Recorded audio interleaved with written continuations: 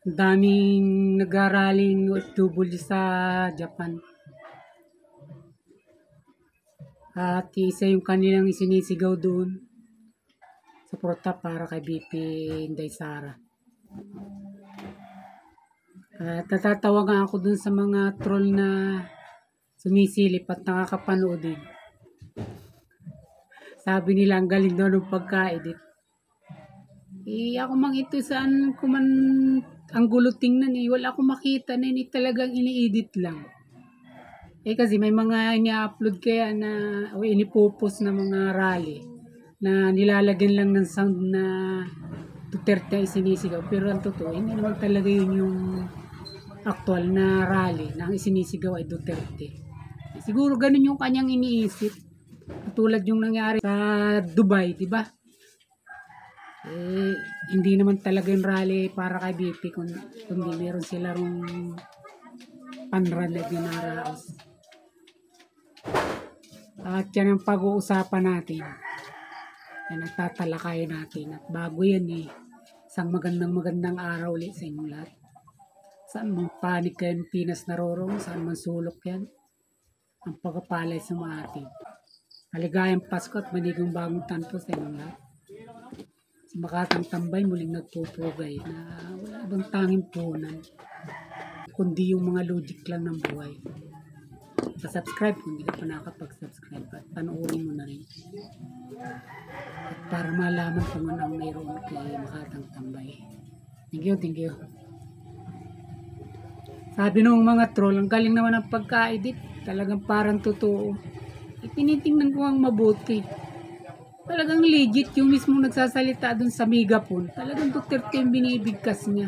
Sinasabi niya yung kanilang mga hinaing na pabor nga sa kay BP Sara at kontra naman kay Pangulong Bongbong Marcos. At saka imaginin mo ang lalapad ng mga banners na dala-dala. Ang nakasulat support BP Sara Duterte. Tapos sasabihin mo edit lang. Wala akong makitang edit doon at saka ang napansin ko ron. Peaceful talaga yung kanilang rally na yun. At ang totoo, may mga kapulisan mga nagbabantay rin sa kanila. Sumusubaybay. Pero okay naman, wala namang problema. Mas maganda nga yun. Kumbaga, di na-acknowledge sila na yung kanilang ginagawa kahit ibang bansa yun at hindi naman yung Pinas.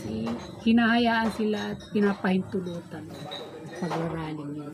At sa mga panawagan nilang ngayon na suporta kay BP Sara at sa isang banda nga ay pagtulig sa administrasyon ni Marcos na ayon nga sa kanila, isa kayang tinanong na kung ano raw yung nasasabi nila sa pamahalaan ni Bongbong Marcos ngayong magtatatlong taon na. Puro negatibo ang lahat ng sagot nila. Meron sumagot doon na wala akong opinion dyan. Anong opinion ko? Wala man ako nakitang ginagawa o ginawa. Ganong yung mga sinasagot ng mga ini-interview doon. At meron din nagsasabi na kung binayaran daw sila. Katulad nga ng mga intro natin, logic lang. Wala namang kailangan na magsabi sa'yo.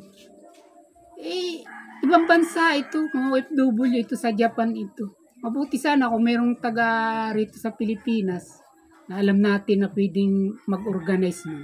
Na naroon din mismo at kalawak sa kanilang rally. Di baka maniwala tayo at maisip natin na pumunta nga ito para mag-organize ng isang rally laban kay Pangulong Bongbong Marcos. At malamang inaaro na nga yung bayaran.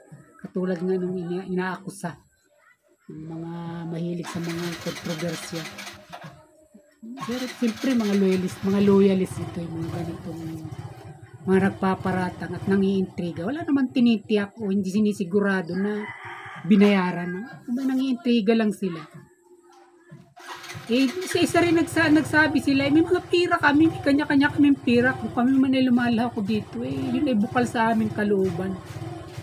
Para sa mga Duterte talaga ang aming pinapanawagan.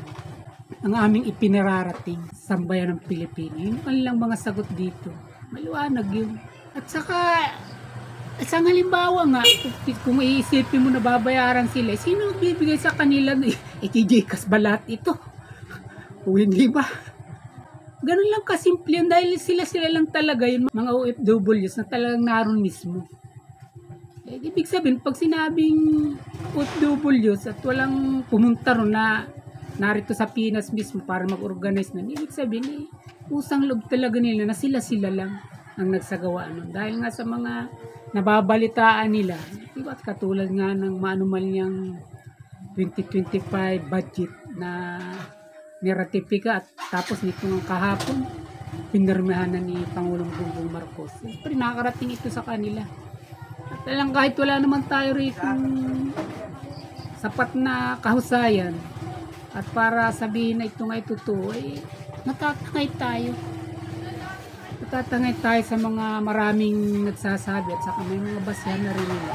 Tayo mismo, unang-una yung PhilHealth, hindi man kailangan utusan tayo rito para ito rin itutulan at tulig sa inyo pag alis nila rito ng subsidy.